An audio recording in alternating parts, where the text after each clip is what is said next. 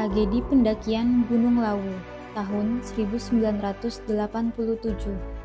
Kegiatan berkemah serta jelajah alam yang diikuti ratusan santri Pondok Pesantren Al-Mukmin Ngeruki di Gunung Lawu berujung tragis.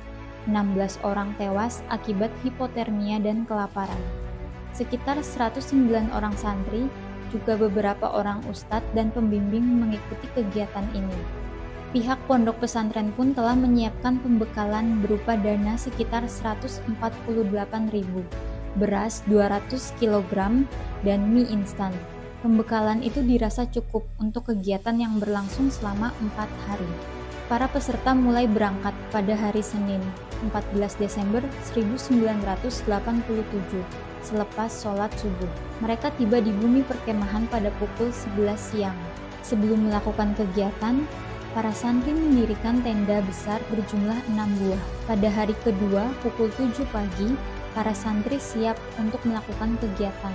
Mereka dibagi menjadi 5 regu, yang mana masing-masing regu akan didampingi dengan seorang ustadz serta pembimbing.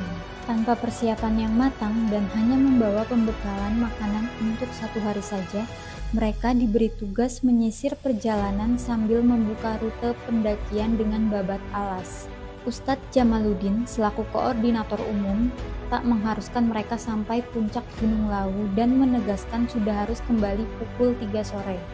Para santri pun mulai berangkat. Awalnya semua berjalan dengan lancar, namun suasana berubah menjadi mencekam ketika hujan lebat juga kabut turun pada siang harinya. Beberapa santri mulai menyalakan senter. Pekikan takbir pun menjadi isyarat komunikasi antar regu bahwa mereka tetap berada di trek yang benar.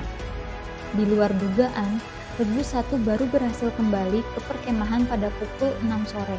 Lalu disusul dengan regu 4 dan regu 5 pada pukul 9 malam.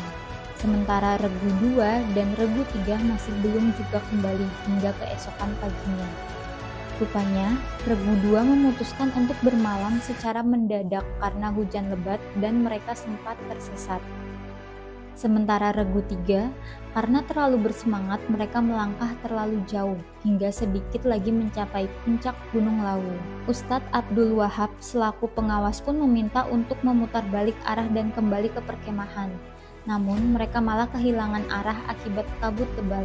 Beberapa santri regu 3 yang diutus Ustadz Abdul Wahab berhasil menemukan jalan kembali. Beberapa lagi tersasar ke pemukiman warga.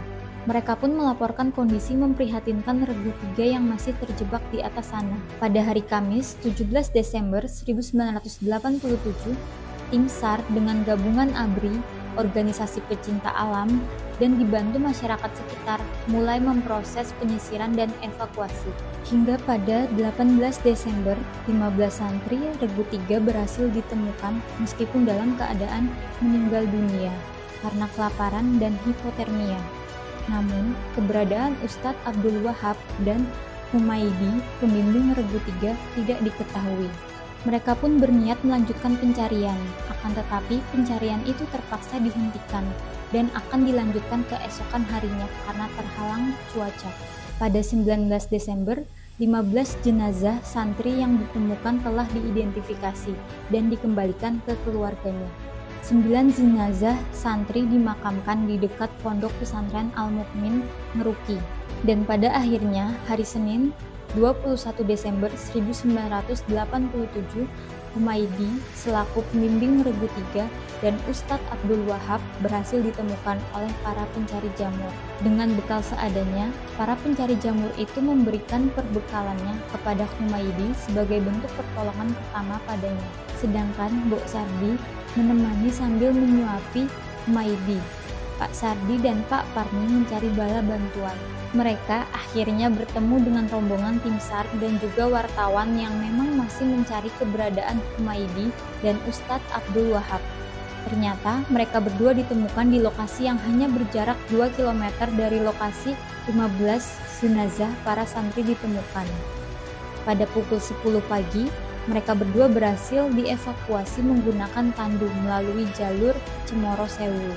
Jenazah Ustadz Abdul Wahab pun langsung divisum di Rumah Sakit DKT Madiun dan disemayamkan di kediamannya di Madiun.